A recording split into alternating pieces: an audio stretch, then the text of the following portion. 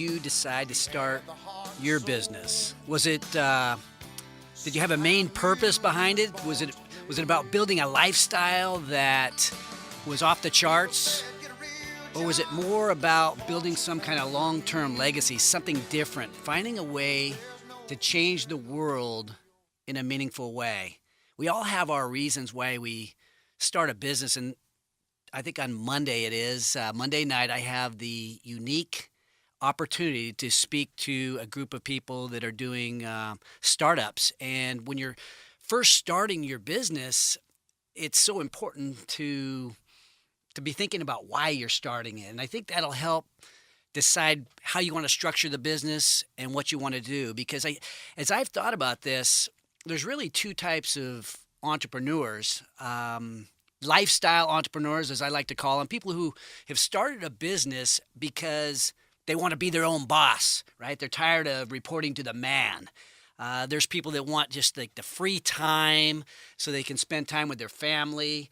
And those are great reasons. They want to make a little extra money. They want to, maybe they want to get rid of the commute, right? They're commuting to the Bay Area. Man, I better start my own business so I don't have to go to, keep driving all the way down there. It's killing me.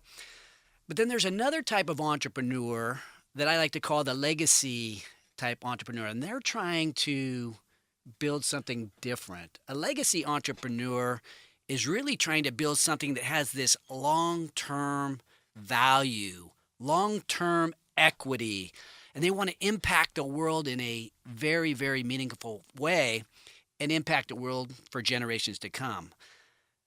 I think that legacy entrepreneurs want to do something that's impossible and chase the wildest dreams and maybe get rich. They're addicted to that thrill of just pushing it and pushing it and pushing it, testing their limits. So Tom, I'm sitting here with Tom, my partner in crime, Mr. Tom Cisneros. Tom, you had a business, and it was a photography business. Will you say you're more of a lifestyle type guy, or were you more not a legacy type guy? No. Why? Definitely Why a do you say lifestyle that? guy. What made you decide to start your business?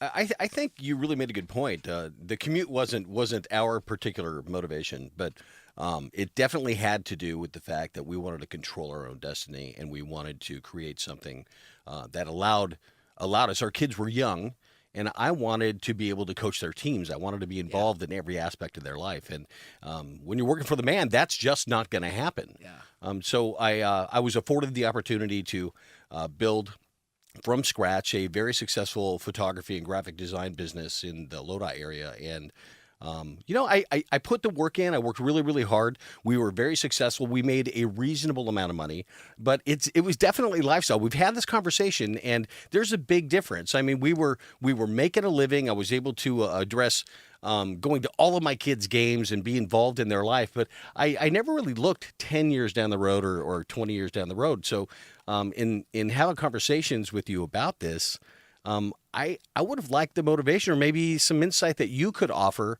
about how to convert what was a lifestyle into a legacy. Yeah, I mean, I think when I started too, I don't even know why I was doing it. Really, I just jump in and you sort of figure it out and you develop philosophies along the way. But what I've always found is the sooner you decide to do something, the sooner it's going to happen for you. And so I think I probably started off a little bit more on the lifestyle side too. And then as I've gotten a little bit older and the kids have gotten a little bit older, it's drifting more into that, boy, I want to do something that's got long-term value. And so that's, I think that's what a lot of people have happened to them is they start off, shoot, I just want to change my lifestyle a little bit. And then eventually as they get into it, they get a little bit of confidence and they say, you know what?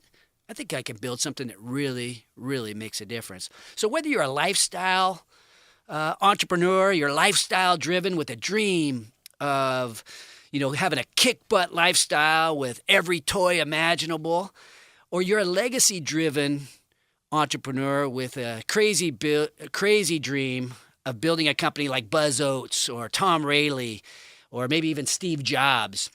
Or maybe you fall in between the two. Regardless of where you are in the spectrum, I'm here to help you out. That's what Entrepreneurs Unlimited is all about. I'm here to help you to reach your dreams. I'm Mark Haney, and welcome to Entrepreneurs Unlimited. Coming up in the show, we will meet the lovely and talented founder and CEO of RTB Consulting, Jessica Clark. But right after the break, you will hear the incredibly inspiring story of Lane Hensley, a man who has persevered in his quest in changing the lives of so many business teams, as well as those much fortunate in this world. You're listening to Sports 1140 KHTK, streaming live, podcast, and YouTube at haneybiz.com. Now, here's Mark. All right, and welcome back to the show. We are here with Lane Hensley, co-founder and COO of Odyssey Teams. How you doing this morning, Lane? Hey, I'm good. It's a pleasure to be here for sure. Thank you for making the trip out here, and look forward to sharing your story with our listeners. And it is a really inspiring story. But you may have heard us before the break talking about legacy entrepreneurs or lifestyle entrepreneurs.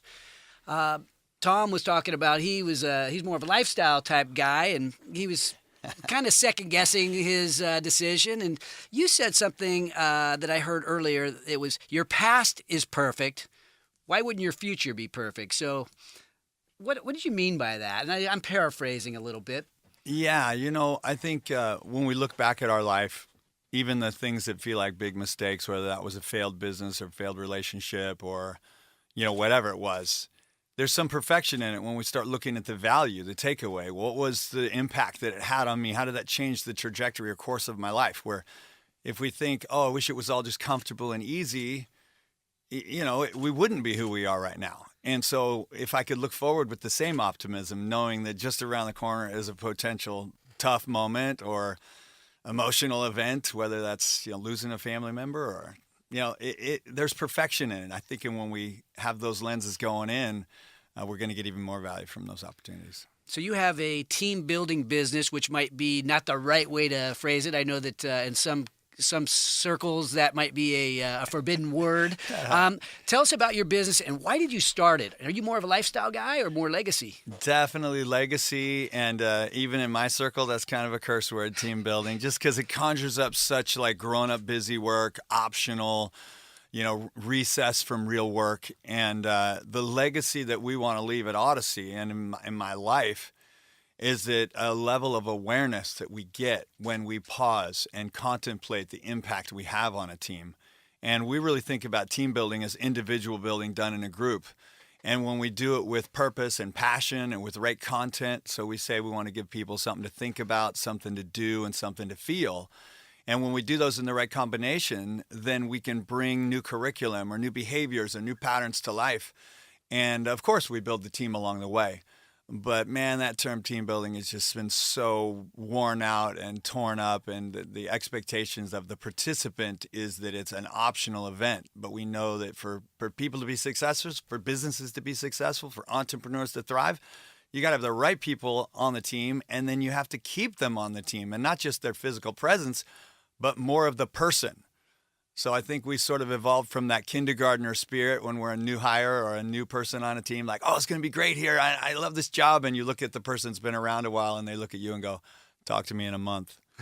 And it starts the real orientation, and we start to lose them. And the metaphor is, high school students, we lose about 7,000 a day in the U.S. So they drop out. So they go from a kindergartner, like, I'm in, full out. This is a great world. I want to contribute. And then they disappear. And I think the same thing happens in businesses. Even if the employee still gets a check from you, they've disappeared. And they've taken risk. Nothing good happened next. And the legacy we want to leave is to remind people that what they do matters, and the role that they play in the world or in their family or just in the quiet of their mind is important to something bigger. What initially prompted you to go into this field and to go out on your own? When I was a little kid, I loved this. I listened to Jim Rohn and Leo Buscaglia with my mom, and just watching mom and dad and the struggles that they had.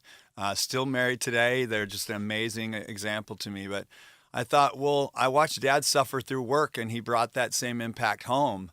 And it was hard for him to shift gears into quality time with us. And I thought, if I can use my degree, which is in recreation and in human resource management, to recreation, the definition is to recreate anew. So we thought, let's start a business that helps people recreate anew the way they see themselves and their work and the struggles that come. And the way that you help build these teams. You do it in a very unique way. Can you describe how you do it? Some of the programs that you run are very, very inspiring. Yeah, for sure. Thank you. We played in the metaphorical world for a long time with ropes courses and climbing a tree or going through a spider web or, just in activities themselves. And we thought, how do we get to the cynic in the group? How do we get to somebody who sees it as just a metaphor and doesn't make the connection to real life? So we started playing with philanthropy as the experience, and we were very active in give back things in our communities, raising money for women with cancer survivors retreats and so forth. And we thought, well, let's build something. We were avid bicyclists, so we thought, let's have them build a bicycle as like the culminating event. And then we said, well, let's have the kids come in as the customer. I mean, they were the recipient. And let me make sure I understand this. So you take a large corporation, let's say Intel, or even a medium-sized business, and they take a group of employees or managers, and you get together, and instead of doing a typical off-site ropes course, you'll have them put together bicycles, which is giving back, and at the same time, they're getting that team-building sort of experience. Yeah. Okay. Well, it requires all the same components of collaboration, problem-solving, communication, leadership, decision-making. All those elements have to happen to build the bike in the amount of time we give them and create a presentation. So they build a bike. The kids come in. Then it's like, we pierce the veil of training for training's sake. And now we're really changing the life of a child.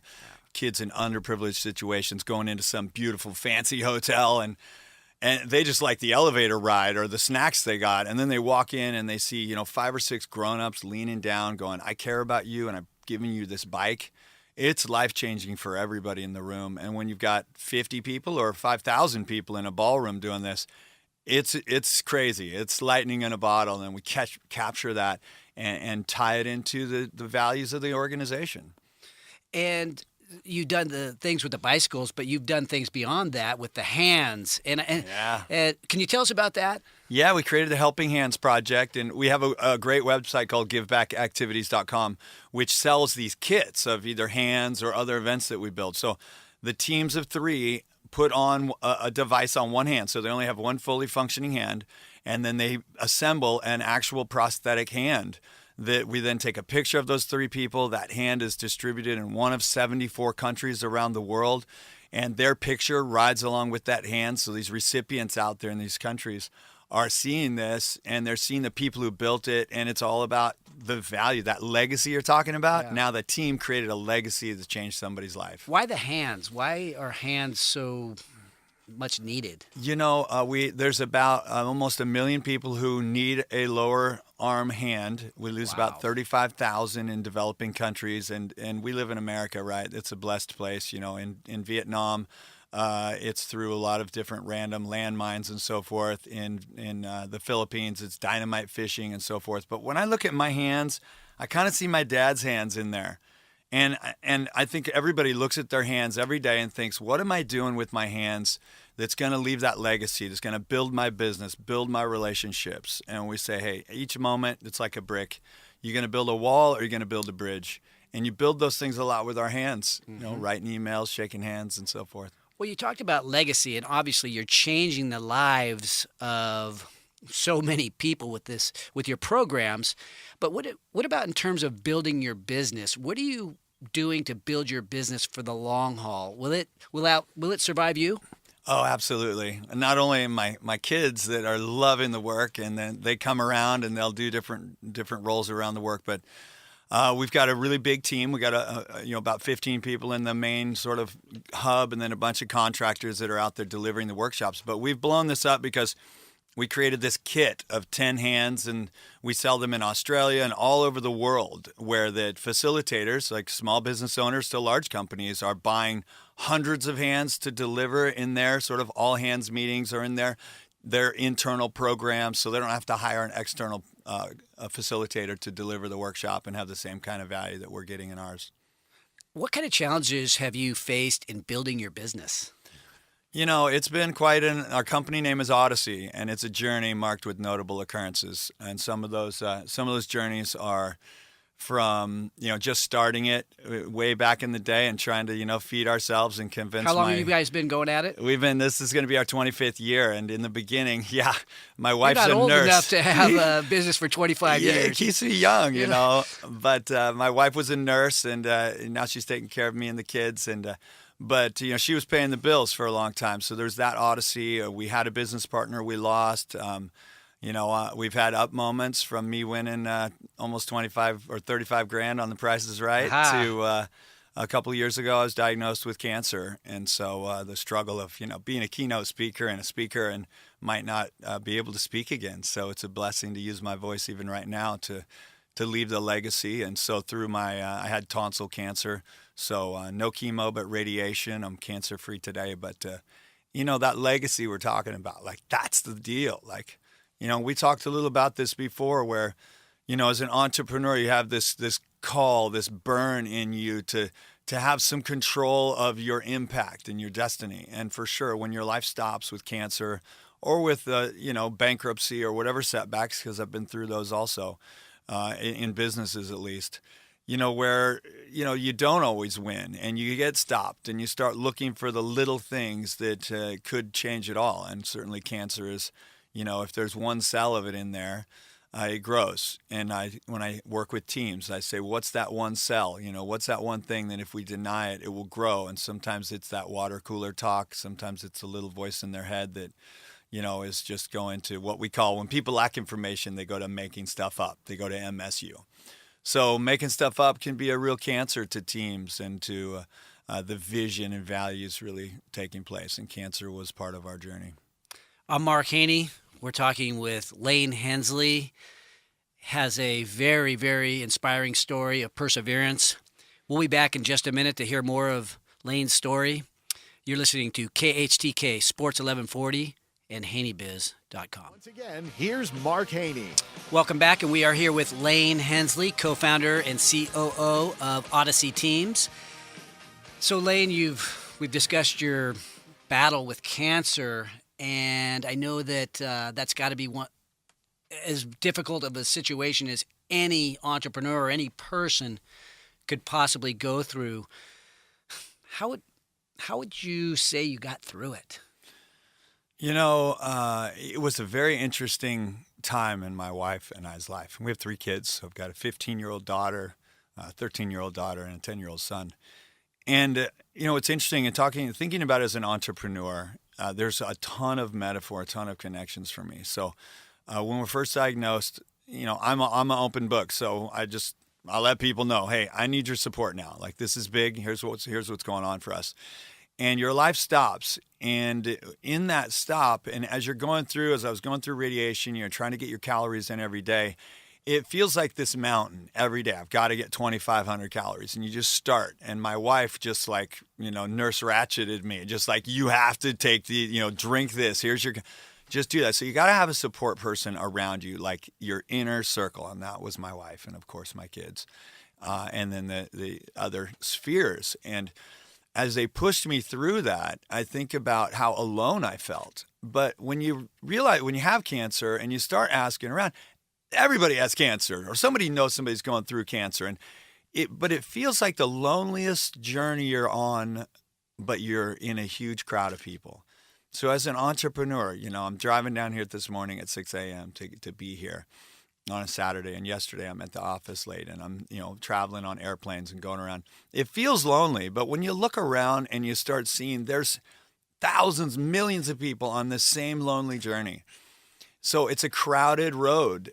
And if we can, come up from the sort of blinders of survival and pause and breathe and open ourselves up when every reflex we have says to close up and protect ourselves, we find new resources. We find new skills we didn't have. We found new support systems, and that's the same.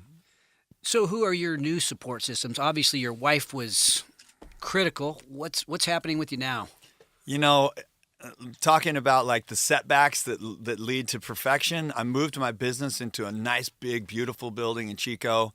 I have almost all new employees because we really had a sort of heart to heart of, it was everybody in Odyssey really finding it the place for them to live their dream, not just my dream.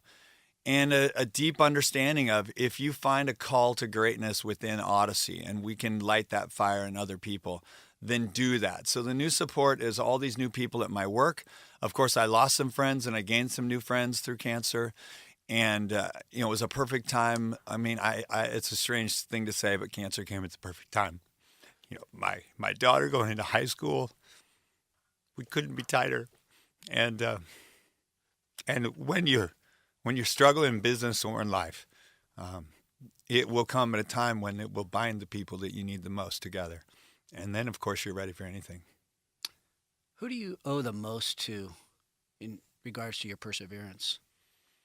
Wow. First answer would say God, but my parents really put that belief in me that I could do anything. My dad always said, work if you either work for yourself or you work for somebody else who has a dream. And I have a dream, and my dad taught me how to do anything. My mom taught me how to love. Yeah. And now your vision of building Odyssey, there's obviously critical steps that need to be taken to reach your vision. What are those next steps? Well, my business partner, Bill, and I are really tight, and we're very different, but we hold an important piece to the puzzle. The next step on his end is really developing a broader sort of sales team of people out there in the world that can sell the hand projects, sell our live programs, and so continue to build the product, because we bring every program, people are like, this is the best thing I've ever done in 25 years. This was so incredible in 30 years. And, this is the best thing. So it's a duplication now. We got more people to get to. There's people suffering out there in businesses that just are losing hope. And, we want to give them hope, What kind of suffering are you seeing out there with businesses? What kind of struggles are common in your world? I would say, just like the high school example, you go from that excited beginner to the sort of hopeless prisoner, where you've asked the question so many times and it hasn't been safe. Nothing good has happened next. You start, ultimately, the sort of low mark is when you hear somebody say, I don't know, I just work here. And that's a red flag. And for the call to leadership is, I wonder what your people would say if they could really be honest with you. And I always say that, I wish I could really hear what people say about me when I'm not around. And I mean exactly what they feel. And that's from our customers and from our coworkers. And the suffering I hear is that people just get silenced. They've just been silenced. And we have to reawaken their voice. To build a team, to build a company, you need more of the people more of the people who are there, present and contributing. What advice would you give to entrepreneurs as they work on building their businesses? I would say never sacrifice what you want most for what you want in the moment. So think about that. What do you want most with your business? Because there's decisions we have to make in the moment. That just doesn't feel good, or I'm scared today because we had a tough day yesterday and I'm not sure where to put this money into. But what do I want most? And if you stay true to that, what's the why of the work? And in our philanthropic programs, we remind people of the why. And the suffering we see is people forget, why is it important? And the further we get from our customer with the internet and all that stuff, the further we get from the impact, and the why sort of drifts into the how. And when we talk about a bike, we say, well, what does a bike have? Well, it's got wheels, tires, brakes, blah, blah, blah. But what is it? And people will say fun, adventure, and they'll say freedom. It's well, how can wheels, tires, and brakes be freedom? And so how can a business with brick and mortar be peace and solution and joy and connection, and not perfection, but connection? And it can, but so much we get caught in the parts, the bike, the brick and mortar, the program, the product, and we forget about that why. We forget about what it really is. You are obviously very purpose-driven, and your YouTube, you're a great speaker, and your YouTube that I watched, you said something along the lines of, if any of us had an opportunity to look outward with a telescope or to look inward with a microscope, which would provide the grander view? What does that mean? You know, it's one of those things where I think in life when we're an entrepreneur or just a person and we think, oh, I want to have a big life, I got a big dream, and we find ourselves, working 9 to 5 and trying to make our car payment and our house, and we struggle and we fight with our spouse, and we struggle with our kids and all this stuff.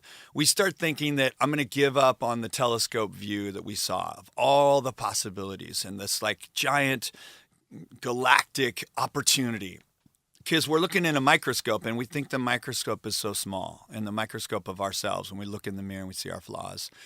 And the truth is, in science, we know that you can't tell which has the grander view. When you look into the microscope, it's just as big as the telescope. And when you look inward, there's just as vast possibility and impact and passion and heart and life. But because everybody doesn't know it, we judge it as being small or less. And I would hope that every entrepreneur out there and every person out there that's starting to judge the impact of their work would pause in that and recognize that, nobody can count how many apples are in one apple seed. You can't. It's an infinite number of possibilities if we care for that seed. And we're that seed, and we plant that seed every day with our customers and in our own mind. And when we judge that it's only going to equal something, we're missing the exponential possibilities. Lane Hensley sharing his profound and unique experience and perspective. I'm Mark Haney. This is Entrepreneurs Unlimited. When we come back, we're going to meet Jessica Clark, founder and CEO of RTB Consulting. You're listening again to Haney Biz Radio and KHTK Sports 1140. Here's Mark Haney. Welcome back, and we are here with Jessica Clark, founder and CEO of RTB Consulting. Jessica and her team of entrepreneurs, they bridge the gap between the overarching vision of a company and the actual mission. So, Jessica, why did you start your business? Oh, I moved back from England. I was living abroad, came back to California, and decided that I needed to not have a job. Oh, why? Well, I came back in 2001, and I was working for a company, and their vendors were coming to me saying, "Hey, can you help me get my business more organized, more structured, because I'm spending my time doing blah, blah, blah and not invoicing enough." I said, "Yeah, sure." And okay, well, I guess that's what I'm going to do now. You had a calling from people saying, "Jessica, help me run my business." Yes. And yes. How's it working out for you? It's working out pretty good. It's working out really great. Thanks. So tell us a little bit more about your business and what happens at RTB Consulting. Right now, we're having so much fun. I just hired a program director, John Hayden. Nice. I've been waiting to work with him and bring him on since 2009. We're building workshops out. You were talking about legacy entrepreneur and lifestyle entrepreneur. The legacy is a training company that trains business owners on the business of running the business. Okay. That's where I see a lot of gap. And we're starting with workshops, strategic planning workshops. A small business owner can come in, sit down at the end of 2 days, walk away with their plan for 2016, what their financial goals will be, the actions that they need to take to get there, how they're going to market, all of that little detail of running the business that they don't think about. You help them put together the plan, and then they walk away and execute it on their own. Yes. You at that point, you're not helping on the ongoing process. It's more of a workshop type experience. It is a workshop experience, very small, very intimate, max 6 people, because I'm building community at the same time. We're going to have between 4 and 6 business owners. They can then walk out of that 2-day workshop and be a community of their own. They can reach out, almost like a mastermind, kind of a little bit like what EO does, but not as in depth. Yeah. Jessica and I know each other from the Entrepreneurs Organization, and which is a bunch of entrepreneurs that all get together and share war stories and so on. But Jessica, so many times you see people doing strategic planning sessions, and they actually have their management team or leadership team together during a workshop or during a strategy session. But what you're saying is you bring in the individuals together from other organizations to get trained on their processes. Well, the high level, for example, and I'm talking about business owners that have between 2 and 10 employees. That's the majority of business owners in services, like your auto body shop owner or your hairstylist or your financial advisor who's got a small practice, they're the ones who have to decide what they're going to do in their business over the next year. Okay. And then they can take that high-level plan, hey, this is where I want to go, and sit down with their team and say, hey, guys, this is where I want to go. This is what I want to do. Get their buy-in. Separately, we can do something with their team. Jessica and RTB can do something with their team. This is really high-level for that the man, woman on the street who's overwhelmed by the business of running their business. Okay. So typical small business would be an auto parts, auto repair shop or something like that. Well, I've got clients that I've got a client who runs a national conference and she uses vendors to outsource to. I've got a client who is a financial advisor. She's got herself and a couple of paraplanners in her practice. I've got a client who's got a financial services company. They do different financial. So small, 2 to 10 employees, not huge. What's your vision for the business? Is it going to grow? The training, absolutely. I've huge vision for that. That's the legacy. That's the big rock ripple that I get to touch millions of people with. Okay. Brick and mortar training locations where it's a membership where business owners can be members, come in, learn on different topics. We'll have experts come in. A marketing expert will come and give a 3-hour seminar forum class. They can learn what is this social SEO? What is it? How do I need to pay attention to it? They can send their key employee to it. Really all about the behind the scenes of running the business. So you talk about millions of people. How do you scale that business? I'm trying to understand that.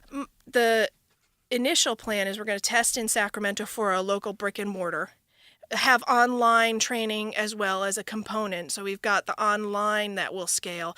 I'm really interested in having a face-to-face relationship with business owners in California and across the country, franchising that brick and mortar out. Or I really like the in and out model. It's a family-run business.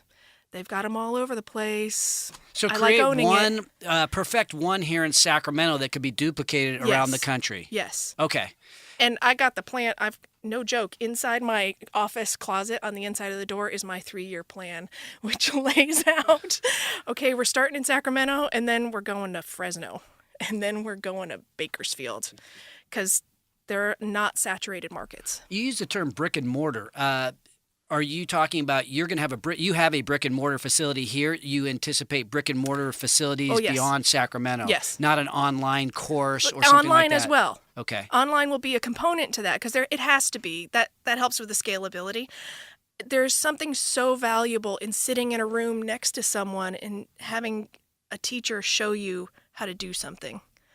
I was born from a family of teachers. When you're in a room with people and you can ask a question and say, hey, how do I do this budget thing again? What am I doing with this? Wait a minute. What's a marketing plan? What does that mean? How do you sell? All those basics. There's something hugely valuable about being with another human being together in a space to build that out. Rather, online, yeah, we'll serve that as well. But there's a human component. We're in this together, and it has to be physical. Who's your competition? There are some larger strategic planning organizations. One that could be considered competition is the Small Business Development Centers, which are funded by the SBA. They offer free services to business owners. SCORE, Service Corps of Retired Executives, that's another SBA-funded program. I think I'll do it better. What's the most challenging aspect of your business? You're a small business. You're wanting to scale it. What's most challenging? Right now, the heaviest part is I now have somebody helping me do it, staying focused on the scaling. And I'm eating my own cooking here. I'm eating my own cooking. I'm building this legacy while I'm doing this lifestyle of consulting and coaching other businesses. And there's got to be, I have to work on the big stuff while I'm, feeding my kid. Work on the business while you're working in the business. Yes, that's exactly what it is. Very challenging aspect of business life. What advice can you share with others who are facing these same kind of business issues? talk to somebody, get help. You're not alone. You are not Call me. alone. You're not alone. Call me. Hey, even if you want to buy me coffee, buy me lunch, I'll sit with you for an hour and help you. You heard it here. That sounds like a pretty good deal, Jessica. I may have to take you up on that. I know there is a lot that I can learn from you. Besides yourself, who deserves the credit for your success? Thank you, God. Thank you, Mom. Thank you, Amanda. I've always said in that order, God, yes, my mom is amazing and couldn't be here without her. And then Amanda Johnson is an amazing woman who is my financial advisor. And 20 years ago, she invested in me in a way that I can't even describe. And so those three people have really mentored me. I'm Mark Haney. You're listening to Entrepreneurs Unlimited. Jessica and I share the vision of helping entrepreneurs to build their businesses. We are doing it in different ways, but we are working arm in arm with the entrepreneurial organization, with our friends in the community. And Jessica, I just want to say I appreciate your friendship, and I look forward to helping inspire other entrepreneurs to go for it, scale their business, build legacies, build lifestyles. And we'll be back with some closing thoughts. Again, Mark Haney, Entrepreneurs Unlimited on KHTK Sports 1140 and HaneyBiz.com. Once again, here's Mark. To be a lifestyle entrepreneur or a legacy building entrepreneur, that is the question. There is no right answer. I think a lot of us probably split the difference a little bit. It's cool to have nice toys and nice cars and nice houses and the great lifestyle with no commute. And I think that's something that everybody dreams about. And there is no one size fits all, but it's also cool to have an organization or a business, a way of building something that makes a huge impact on your family, on society, and really changes the game. So both are cool. But it's hard to have both at the same time. It's not easy. So I'm going to share just a way of, I guess, considering the dichotomy between the two. So some of you guys may have heard that good is the enemy of great. Tom, you ever heard that? I have heard that. Good is the enemy of great. Okay, if that's true, then simply surviving, is the enemy of thriving, right? Of being great. So simply surviving, it's not. It's a big difference between the two. If your goal is to survive, well, then how can your goal really be to thrive at the same time? And differentiation, that's the enemy of competitive advantage. If you just want to be a little bit different, that's cool. But what about true competitive advantage that allows you to scale huge? So I guess as you start thinking about lifestyle versus legacy, there's really a difference. Lifestyle is about the here and now, and legacy is about this long-term value. So I think some of us, we talk a good game. We say, yeah, I'm a legacy guy. Are you kidding me? I'm going to build something that changes the world. But yet I live my actions, really they're lifestyle actions. I'm buying the new car. I'm doing those things. So I think they're two distinct entrepreneurial paths. And I would say, what kind of pain do you like, Tom? You like the pain that you get by having the pain now, right? Or do you like the pain to come a little bit later? And I think the lifestyle entrepreneurs, they want to defer that pain out a little bit more because they want to build that lifestyle for today. And I think the legacy entrepreneurs, they're more okay with facing some of that, a little bit more pain today so that they can build something more lasting for the future, really save the money and have a company that has some equity in it and some value into it and really has the opportunity to change the world. So I think there's two different paths. And I think, let me just to describe this a little bit, I think the people that are really thinking about